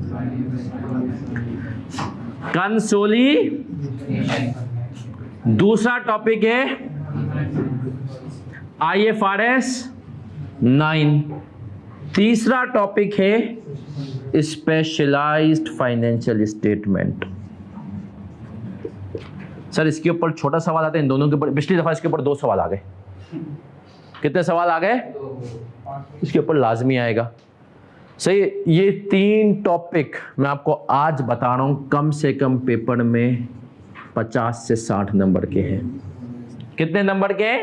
ग्रिड के हिसाब से तुमने अगर ये 3, अब सुन लो इनके लेक्चर्स की तादाद सुन लो। इसके तकरीबन 36 लेक्चर्स हैं। कितने लेक्चर हैं? तेरे पूरे FAR 2 में 70 लेक्चर थे, 72। इसके अकेले कितने के हैं? आखिरी भलाई है। लेकिन मैं बता दूं, अगर इसमें तुम चीते हो गए ना, पेपर के 20 से 25 नंबर लाजमी पक्के। सिर्फ पेपर के नहीं सर, कॉर्पोरेट लाइफ के। कंसोलिडेशन को मैंने कोशिश की, बहुत तोड़ा, सब कुछ किया। तो कंसोलिडेशन के लेक्चर्स 2 तरह के हैं। 22 तो हर बच्चे के लिए है, बाकी जिन बच्चों ने मुझसे नहीं पढ़ा, मिनिमम में आपको उन बच्चों के लिए 26 है। या मुझसे नहीं पढ़ा है, भले किसी और से भी पढ़ाओ, लेकिन एक तरीका होता है जिससे हम बैलेंस शीट बनाते हैं, स्टेटमेंट ऑफ नेट एसेट, सोना वाले तरीके से अगर आपने नहीं पढ़ा तो मैंने आपके लिए 4 लेक्चर्स अलग रिकॉर्ड कर दूंगा। सर फाइनल लेवल पे ना, जिस टीचर ने आपको बगैर सोना के पढ़ाया ना, वो फाइनल लेवल पे नहीं पढ़ाता होगा। क्योंकि जो टीचर फाइनल लेवल पे पढ़ाते हैं और नीचे भी पढ़ाता है ना, तो वो स्टेटमेंट ऑफ नेट एसेट से ही पढ़ाता है, सवाल कंट्रोल में आ जाता है। तो अगर आपकी टीचर ने आपको लेजर्स बना के और बगैर स्टेटमेंट ऑफ नेट एसेट के पढ़ाया है ना, तो आपको 4 लेक्चर्स इजाफी मिलेंगे। और इन 4 लेक्चर्स को आपने पहले करके आप सोना वाले तरीके को अडॉप्ट कर लेंगे। फिर आप किस पे आएंगे? 22 पे। इसके सर वापस की एक बात बताऊं, इसके हैं तो 3 से 4 लेक्चर्स, लेकिन बच्चा वो भी नहीं देखता ना, देखने की जरूरत है। पूछो क्यों? तुम्हें पोर्टल पे मिलेंगे क्योंकि इसमें रट्टा आता है। वो याद है FAR 2 के अंदर एक सवाल आता है, आइए अब आजकल फाइनल अकाउंट्स का आता है कि यार डिस्क्लोजर दिया हुआ है, बता दे क्या गलती है, वही कर रहे हैं। बैंक्स का डिस्क्लोजर दिया हुआ है, बैंक के कैश एंड बैंक बैलेंस का डिस्क्लोजर दिया हुआ है, उसमें बता दे मैंने क्या गलती की है। इंश्योरेंस कंपनी का डिस्क्लोजर दिया है, बता दे मैंने क्या गलती की है। ये पिछली दफा मैंने पहले से बच्चे रट्टे मार रहे थे वही फॉर्मेट के ना, कासा की एक वर्कशॉप इसमें मैंने प्रेडिक्शन कर ली, मैंने कहा तुम लोग मानो या ना मानो, इस दफ़ा वो डिस्क्लोजर नहीं पूछेगा, गलतियां पूछेगा। क्योंकि मैं तो FAR 2 से देख रहा था पिछले 3 अटेम्प्ट से, FAR में ही पिछले अटेम्प्ट में वही कहते, तो मैंने कहा रट्टा मारो लेकिन इतना नहीं मारो कि दिमाग में बैठाओ, इतना बैठाओ मारो कि तुम गलती है तो तुम बता लो कि क्या चीज़ है। वही हुआ। मैंने कहा वो ICAP को समझो, देखो ये बच्चा क्या बेवकूफ़ी करता है, ICAP को नहीं समझता। ICAP गलतियाँ पूछता है, बोलता है इस सवाल की मैं लेंथ कम कर देता हूँ, बच्चों का टाइम कम लगे, बाकी जगहों पे उसका टाइम लगे। तो सर ये तो मैंने आपको बता दिया 3 टॉपिक कितने नंबर के आएंगे। अब मैं आपको बताता हूं सर बाकी जो टॉपिक यहां पर इंपॉर्टेंट हैं जो कि आते हैं पेपर में, जो कि इस 90 तक में जाएंगे। अब वो मिक्स हैं, उसमें आपका IFRS 15 है, रेवेन्यू आप पढ़ चुके हैं ना, वहां पर मैं आपको कहता था कि पूरा आपके सिलेबस में, यहां पर पूरा ही आपके सिलेबस में लीजेस, IFRS सर लीजेस, फिर आपके पास यहां पर IAS 12। अच्छा यहां पर IAS 12 को पूछने का एक बहुत अच्छा सा तरीका है, वो एक सवाल देता है जिसके अंदर कहता है कि 3 गलतियां हो गई मुझसे। जिन बच्चों ने पुराना FAR 2 पढ़ा हुआ ना तो उनको याद होगा कि कुछ सवाल हम मार्वलस टाइप के और करते थे। बोलता है मुझसे 3 गलतियां हो गई, अब ये गलतियां भी सही कर, इसके ऊपर करंट और डेफर्ड टैक्स भी निकाल दे। सही है, उस किस्म का IAS 12, लेकिन IAS 12 पेपर में आता जरूर है, किसी के साथ मिक्स होके आता है। और फिर आपके पास जो यहां पर इंपॉर्टेंट बचता है वो बचता है IFRS 2, और फिर बचता है IFRS 5 और IAS 19, और इसके बाद इसके साथ एक बचता है IAS। सर आप समझ ले जितने टॉपिक मैंने लिखे हैं ना, ये हर अटेम्प्ट में, हर पेपर का 90% इन्हीं से आता है। बाकी इसके अलावा ट्रिपल और टॉपिक्स भी हैं, इंश्योरेंस कॉन्ट्रैक्ट्स हैं, तुम्हारे पास हाइपर इन्फ्लेशन है, इस्लामिक स्टैंडर्ड है, मुदारबा मुराबहा, सही है, तुम्हारे पास IAS 34 है, तुम्हारे पास रिलेटेड पार्टी ट्रांजैक्शन है, अनगिनत स्टैंडर्ड है, वो सब करेंगे। उनके ऊपर पता है मैंने क्या किया हुआ है, मेजोरिटी के ऊपर 15-15 मिनट की वीडियो बनाई हुई। क्यों? मैंने कहा पेपर में बहुत हुआ ना, मिलके 10 नंबर के आएंगे, तो अगर तेरे पास 15 मिनट की वीडियो तो देख ले। अब सर सुनिएगा, यहां पर भी मैं तुम्हें और बाइफर्केशन कर देता हूं।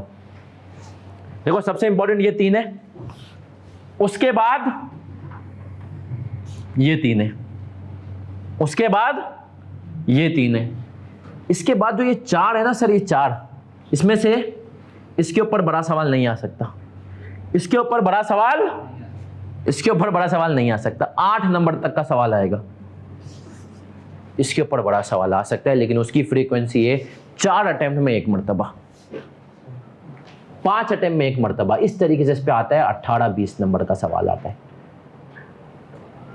तो IAS 36 की यहां पर ये इंपॉर्टेंस है।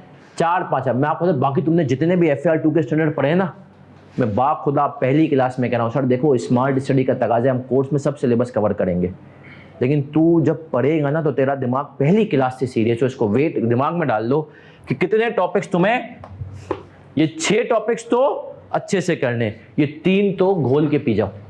टारगेट करो कि यार इसके 60 में से 40 तो उठाने ही उठाने, इसके बाद ये 3, फिर IFRS 2। सर मैं आता हूं बच्चा क्या करता है। बच्चा में एक बात, मैंने ना पेपर से एक दिन पहले मुझे बहुत सारे बच्चों का मैसेज आया और फिर पेपर के बाद भी आया, बोला सर आपने हमारी टेंशन रिलीज कर दी। एक तो मैंने पासिंग क्लास ली, जिन बच्चों ने पेपर पूरा सॉल्व करते हैं FFR की, वो पासिंग क्लास हमने अल्हम्दुलिल्लाह ली, पूरा पेपर सॉल्व किया, बच्चों को वहां पर सुकून दिया कि तू कैसे हर सवाल में से मार्क्स निकाल सकता है। यहाँ तो ऐसा ही है। फिर मैंने एक बात बोली, मैंने कहा मैं तुम्हें एक बात हल्फियन कह रहा हूँ, किसी का बाप भी, किसी का, सॉरी ऐसे अल्फाज, बाप भी FFR का पूरा सिलेबस रिवाइज करके नहीं जा सकता। शायद उसने पढ़ा हुआ हो लेकिन रिवाइज सर इतनी चीजें हैं, आप कैसे रिवाइज करोगे? तो मैंने कहा भाई 4, 6, 8 नंबर जो है ना, उसके IAS 37 के हिसाब से प्रोविजन बना के जाना, और 4 नंबर का बना हाई पर, उसमें से भी मेजॉरिटी बच्चे ने कर लिया। और एक बड़ी पते की बात बता रहा हूं, पहली क्लास में, पते की बात पहली क्लास में ये बता रहा हूं कि भाई दिमाग में रख लेना कि पेपर पूरा कर लो, मेरी गारंटी है पास हो। कॉन्सेप्ट मिलेंगे पेपर, यहां पर बच्चा मेजॉरिटी 80 नंबर का पेपर करता है, पूरा पेपर ही बच्चा कर पेपर। और पेपर कैसे पूरा करना है ये मैं तुम्हें सिखाऊंगा। हर सवाल का याद है ना, पहले फॉर्मेट हम जैसे बनाते, फॉर्मेट बना लो, फिर इसकी वर्किंग पे आओ, वर्किंग में सर याद रखो इस टेक्निक्स का काम है। बच्चा परेशान होता है, उसको फाइनल लेवल पे टेक्निक्स ही नहीं पता होती। फाइनल लेवल पे किसी भी बच्चे का पेपर लगता है वो मोर ऑफ अ टेक्निक होता है रादर देन स्टडी। बहुत सारे बच्चे बहुत पढ़ते हैं। हाँ, अब आता हूं एक बहुत इंपॉर्टेंट चीज।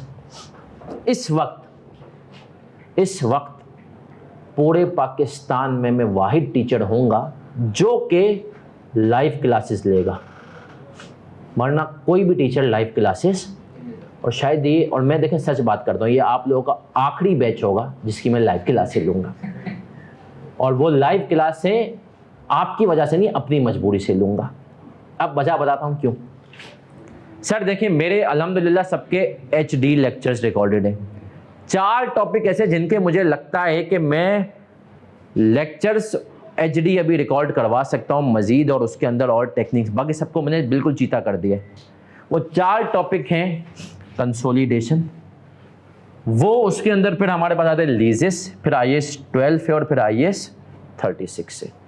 ये 4 टॉपिक ऐसे हैं जिनको मैं करवाऊंगा लाइव क्लासेस में।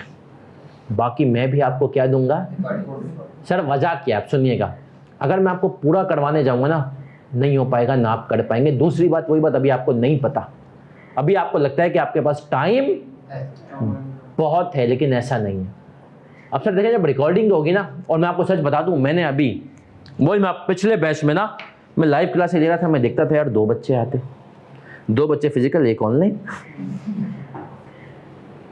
मैंने बाकी टीचर्स को फ़ोन किया, सर आतिफ आप जिससे लाहौर में बात हुई, सर ने कहा सर मेरी कंपनी लोग की क्लास में कोई 500 के बाद करीब बच्चे हैं माशाल्लाह। बोला लास्ट जो मैंने कुछ दिन पहले क्लास ली ना, हमें खाली 1 बच्चा आया हुआ था। तो बोला मैंने उसके बाद तो मैंने भी, अच्छा फिर मैंने लाइव क्लासें छोड़ दी।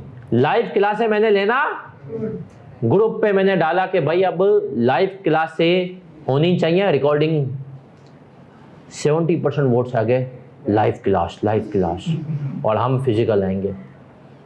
अगली क्लास में गया 4 बच्चे, मैंने वो टॉपिक पूरा कराया। उसके बाद मैंने कहा बेटा अब तो मैं लाइव तुम लोगों के लिए नहीं आऊँगा। क्यों सर? मैंने कहा यार टीचर आता है, देखो टीचर ने अगर कंसोलिडेशन का एक सवाल यहाँ पर रह जाएगा 3 घंटे के लिए, यार अगर वो सवाल मैंने यार 3 घंटे का सॉल्व करवा दिया है अच्छी HD क्वालिटी में, अब यार वो सवाल मैं तब करवाऊं जब मुझे पता हो कि बच्चे आएंगे। अब बच्चे 3 आ रहे हैं, 4, बाकियों को तो रिकॉर्डिंग ही देखनी है। तो यार मैं कहता हूँ वो 3 घंटे के सवाल के लिए कि टीचर क्यों वापस वो उतनी मेहनत करे। तो सर एक बात, फॉर्म भी है, मुझे मेरे KPMG के पार्टनर्स हैं अमीन मलिक और बाकी भी, उन सबसे बहुत अच्छी दोस्ती है। वो कहते ही हैं, वो कहते हैं यार हम बच्चों को नहीं छोड़ेंगे। तो तुम्हें लगता है हम बच्चों को संडे ऑफ देंगे? सैटरडे भी इनका आधे से ज़्यादा ऑफ ही होता है, ये रोता ज़्यादा है, ऑफ ही होता है। सीजन ना हो तो भी ये ठंड मचा रहा होता है, और ये रोता है कि फर्म बहुत काम कराती है, तो बोला हम ऑफ देंगे। तो उसमें ये बच्चा क्लासे ले। पीर मोहम्मद ने पूरा FFR बोलता था सर संडे पे सुनता हूँ आपको, संडे के संडे आप लगे हुए होते। 5 घंटे में, बल्कि 4 घंटे में आपकी पूरी 3 क्लासें ख़त्म। सही है सर? तो मैं आप लोगों को सिर्फ 4 टॉपिक जो हैं वो मैं करवाऊंगा लाइव क्लासों में, और वो इंशाल्लाह हम नवंबर तक ख़त्म कर देंगे। उसमें सबसे पहले शुरू करेंगे 36 से, फिर आएंगे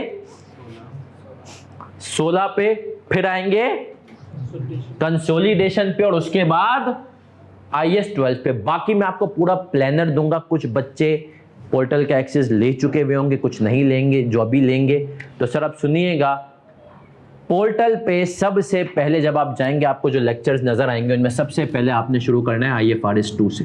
किससे शुरू करना है?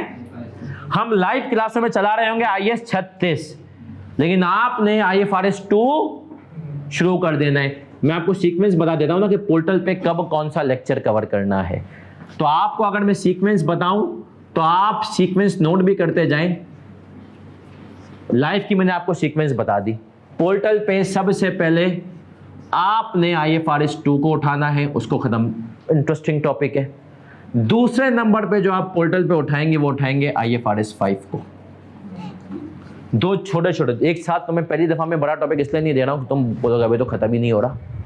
सही है, ये छोटे भी इसके 6-8 क्लास 8-10 क्लासों में जाते हैं, इफेक्टिवली 1 घंटे की रिकॉर्डिंग होती है, ज्यादा नहीं। तीसरे नंबर पे आप उठाएंगे IFRS 15। चौथे नंबर पे आप उठाएंगे IFRS 9। 4 आपने यहां से पहले ये उठाने हैं। जब आप IFRS 9 खत्म करेंगे ना, ये तब तक नवंबर आ चुका होगा और हमने अपने बाकी टॉपिक्स भी, क्योंकि सर IFRS 9 36 क्लासों का है। आपने ये 4 टॉपिक सबसे पहले किए और साथ साथ में रिकॉर्डिंग में आपके 8 हो गए। मैं एक और बार बार एडवाइस दे रहा हूँ, जून की अटेम्प्ट है, कोशिश ये करना जिनकी जून की, कुछ बच्चे हैं जिनकी दिसंबर की भी अटेम्प्ट होगी ना, उनको भी मैं इसीलिए कहता हूँ नवंबर तक और जिनकी दिसंबर की अटेम्प्ट तो शायद हो सकता है उनको मैं कहूँ, जिनकी दिसंबर इसकी अटेम्प्ट है 24 नहीं 23, दिसंबर 24 वालों को भी यही करना है। अभी आऊँगा कि दिसंबर 24 वाले जो बच्चे हैं उनका वो क्या कर सकते हैं। तो दिसंबर 24 वाले बच्चों को मेरी रिक्वेस्ट है, हिम्मत कर सकते हैं तो वो 4 पेपर वाले कॉम्बिनेशन पे अगर जा सकते हैं तो जाएं। 6 महीने बचाएं। कहने सुनने के लिए तो अच्छा है, लेकिन प्रैक्टिकल थोड़ा मुश्किल होता है। लेकिन अगर आप इंसान के बच्चों की तरह पढ़ेंगे तो उसमें फिर आप चौथा ले लें ऑडिट, क्योंकि आपकी अटेम्प्ट दिसंबर 24 होगी और आपका अभी इंशाल्लाह 6-8 दिन में जो है ना, या 15-20 दिनों में आपका फॉर्म में हो जाएगा। फॉर्म अभी मेरी फॉर्म से बातचीत चल रही है कि PMG आज भी एडवाइजरी के लिए हायरिंग करा। अभी एक बच्चे का मंडे को इंटरव्यू एडवाइजरी में। सही है, BDO में बहुत सारे बच्चे अभी कटा रहे हैं, तो BDO भी हायरिंग करेगा। तो आप सर समझ रहे हैं ये चीजें। तो सर 4 ये आपने करने हैं रिकॉर्डिंग में। जब तक आप यहां पर होंगे हम नवंबर तक खत्म। तो जिस बच्चों की दिसंबर 23 की अटेम्प्ट, अब दिसंबर 23 की बात कर रहा हूं, उनको मैं रिक्वेस्ट करूंगा, उनसे मेरी जो है रिक्वेस्ट है कि वो चाहें स्पीड अप करने के लिए तो वो कंसोलिडेशन को भी पिछले वाले लेक्चर से, क्वालिटी अच्छी है, आपको एक एक चीज समझ में आएगी, HD क्वालिटी नहीं है तो वो आपको HD क्वालिटी के बगैर भी, लेकिन आपको सब समझ, आप वो ये देख सकते हैं कंसोलिडेशन। सही है, अगर आपकी दिसंबर की अटेम्प्ट है दिसंबर 23, बाकी बच्चे मेरे साथ चलेंगे। पहले ये 4, अच्छा कुछ टॉपिक्स हैं IAS 19 खुदारा एंड में करना। बच्चा क्योंकि पढ़ने भी तो नहीं आता ना, स्पेशलाइज की क्लासें भी अभी से लेनी है। आपको पता है मैंने स्पेशलाइज को जानबूझकर बच्चों के पास डालता ही एंड में, हालांकि रिकॉर्डिंग पड़ी हुई है, डालता क्यों, मतलब कुछ घरे अभी से ले लेंगे, क्या फायदा है, स्मार्ट स्टडी के उसूलों के खिलाफ है। IAS 19 भी कब लेना है, आखिरी के महीने में, क्योंकि सर IAS 19 के आने के चांसेस बहुत कम होते हैं। अगर आ भी जाता है तो 3-4 नंबर का, अब उसको तू अभी से लेगा ना तो तू बाद में भूल जाएगा। तो इसको कब लेगा, एंड में। सर वही बात, क्विज वीक होगा एंड में। देखो मैंने बीच में शुरू किया FFR में कि बीच में क्विजेस लेंगे, तुम लोग कहोगे तो मैं ग्रुप पे दे दूंगा, बच्चा करता तो कुछ भी नहीं है। क्योंकि अभी मैंने कहा जब सीजन शुरू होगा ना तो एक मरतबा ऐसा भी हुआ कि मैंने क्लास शुरू की, कोई बच्चा नहीं, मैंने कहा मैं तो रिकॉर्डिंग करा रहा हूँ। मैं रिकॉर्डिंग करवाई, पौने घंटे में रिकॉर्डिंग खत्म। जब मैं निकल रहा था तो एक बच्चा आ गया, फिर मैंने थोड़ा सा और उसकी मोहब्बत में, बट मैंने वही कहा। तो कभी कभी सर ऐसा, और आपको कसूर नहीं होगा सर, जुलाई में सीजन ऐसा लगा पड़ा है, ये सब आप लोगों ने करना है। और जो है जी बेटा, दिसंबर वाले भी यही बैच ज्वाइन करेंगे, 24 वाले भी, क्योंकि आपने सर अगर चौथे पेपर पे जाना है तो मेरे कॉम्बो के हिसाब से फिर मैं आपको कहूँगा थोड़ा सा डेयरिंग लें और ऑडिट उठाएं और 2 अटेम्प्ट में कोशिश करें कि आप क्वालिफाई हो जाएं और ICAP को पूछें कैसा दिया। और ऐसे हैं सर 3-4 बच्चे हैं ऐसे। मेरा स्टूडेंट जो है पीर मोहम्मद ने ये किया था, शायद साद एक बच्चे को मैं जानता हूँ जो TSA से था, फिर उसने माशाल्लाह जो हमसे भागे, उसने ये किया। अली मेहदी जिसका FFR में हमारे पास गोल्ड मेडल आया था, उसने ये किया। ये 2-2 अटेम्प्ट में अभी इंशाल्लाह एक दो और स्टूडेंट हैं जिन्होंने इस अटेम्प्ट में FFR का पेपर दिया है, उनके बारे में भी मैं आज हल्फियन कह सकता हूँ कि वो 2 अटेम्प्ट में CA फाइनल कर लेंगे। तो अगर आप भी इंसान बनेंगे तो आप कर सकते हैं, बट मैं कहता हूँ नॉर्मल जो मेरे जैसे बच्चे हैं वो 3 अटेम्प्ट लें। एडमिशन्स के लिए मिस निमरा से आप हजरात ने बात करनी है। सर BFD सर खलील पढ़ाते हैं, सर खलील माशाल्लाह एक्स जो है ना, और जो है क्लासेस का एक्सेस आपके पेपर वाले दिन की सुबह तक होगा। आप पेपर दे रहे होंगे उस टाइम पे बस एक्सेस हटा लिया जाएगा।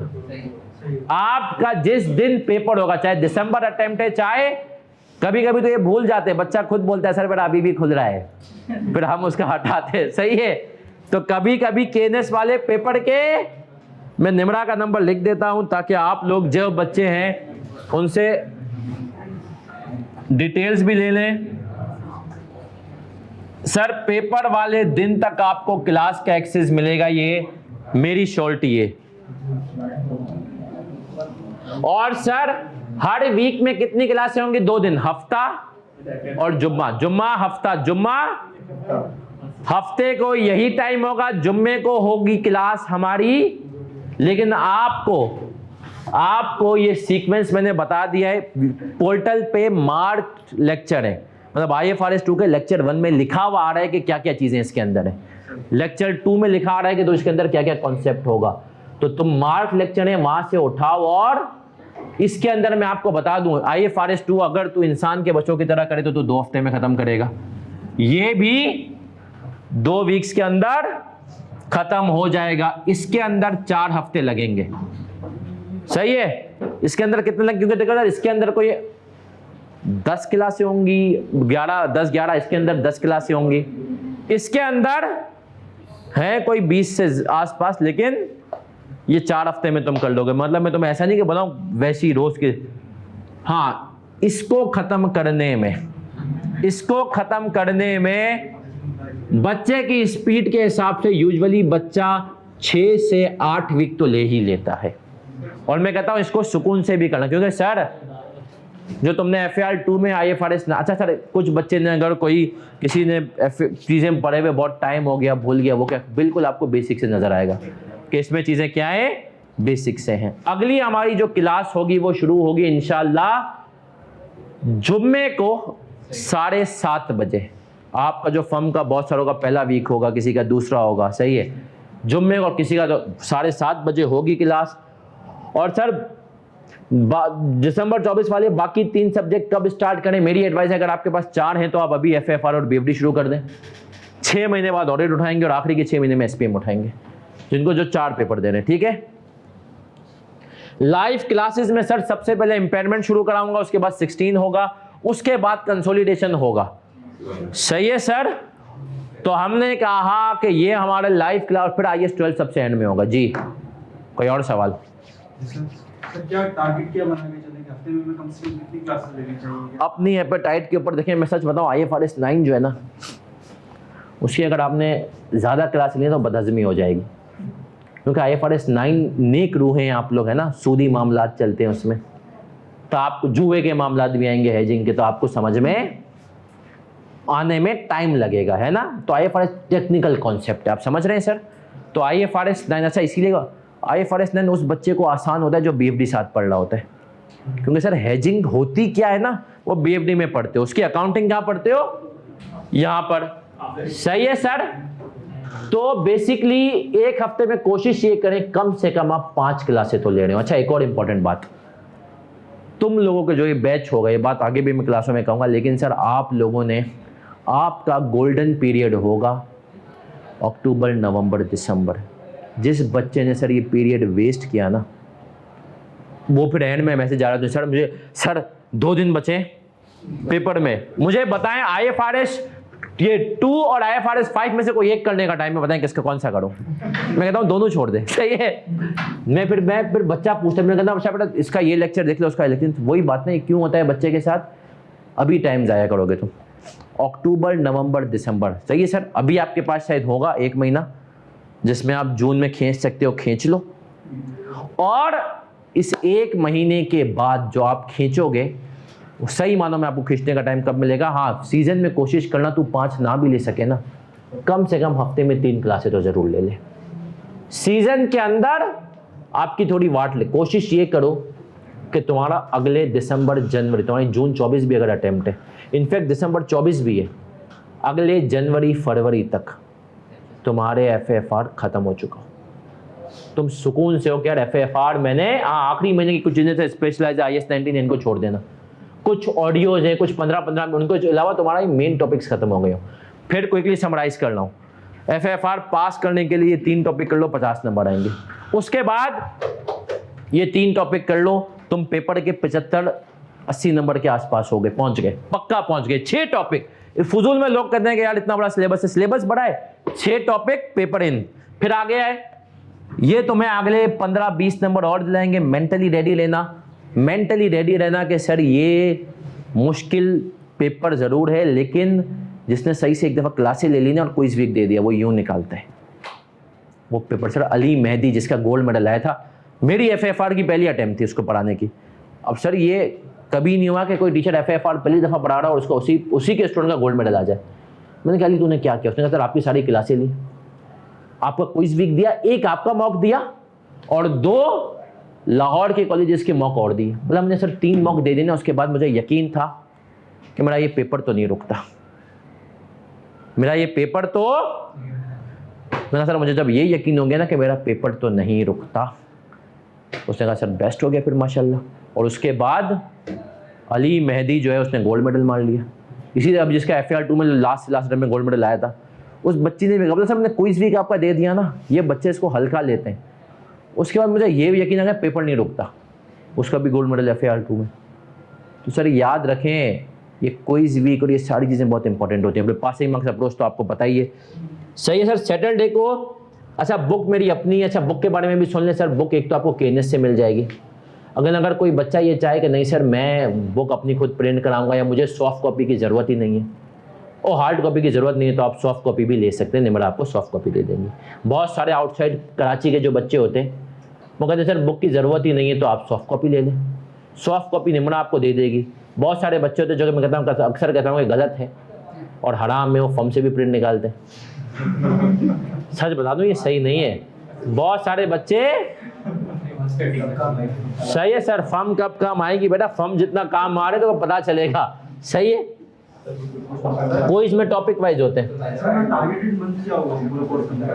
देखिए मैंने तो कहा ना कि मैं तो नवंबर में, इसी साल के नवंबर में ये चारों टॉपिक लाइव रिकॉर्डिंग आपके पास होंगी, वो दे दिया मैंने। सर प्रैक्टिस कैसे करते हैं? अच्छा अब आ जाए एक बहुत इंपॉर्टेंट सवाल, कंप्यूटर बेस्ड पेपर हो रहा है, हम प्रैक्टिस कैसे करेंगे? अभी तो इस पे हम ICAP की कोशिशों में कि भाई जो सॉफ्टवेयर है ना, पहले हमें उसका कुछ डेमो शेमो दे दो। मैं आपको जो लाइव क्लासेस करवाऊंगा वो करवाऊंगा इसी चक्कर में, एक बहुत बड़ी वजह ये भी है जिससे मैं आपको बहुत सारी चीज़ें एक्सेल पे सॉल्व करवाऊंगा, क्योंकि अभी ये फाइनल पेपर कंप्यूटर बेस्ड हो रहा है, नहीं हो रहा, वैसे 90% तो हो चुका है।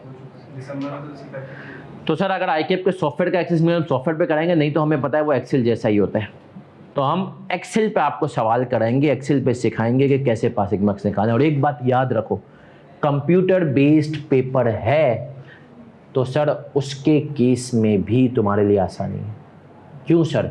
लिखने में टाइम लगता है, तुम सब अभी एक्सेल में चीते हो चुके होंगे, बहुत सारे बच्चे हो रहे होंगे, तो आपको एक्सेल में बहुत आसानी होगी, कॉपी पेस्ट, समझ रहे हैं सर, ये सब चीज़ें करने में। अभी जो पिछले एक दफ़ा ICAP ने किया था, अभी इस दफ़ा का हमने फीडबैक नहीं लिया, इससे जो पहले अटेम्प्ट में लिया था उस पर ICAP को हमने सुनाया है। ICAP ने कॉपी पेस्ट पे पाबंदी लगाई हुई थी। हमने कहा यार फिर फ़ायदा क्या, ये तुम्हारी तो सोच ही ख़राब है ना, सही है। तो इस बात को सब बच्चे समझें। हम इंशाल्लाह अगले जुम्मे को मिलेंगे 7:30 बजे और हफ्ते की क्लास का टाइमिंग यही होगा। अपना ख्याल रखिएगा बेटा, हर लेटेस्ट क्वेश्चंस बिल्कुल कराऊंगा, सारे होंगे। हाँ जो बिल्कुल पिछली अटेम्प्ट होगी ना उसको नहीं छेड़ता हूँ मैं, उसको मैं करवाता हूँ पासिंग क्लास में। अब जो मतलब ये जो अटेम्प्ट होगी ना FAFR की, पिछली जो थी विंटर 22 मैंने इस दफ़ा पासिंग क्लास में करवाई, पूरा पेपर हमने क्लास में सॉल्व कर लिया 3 घंटे में।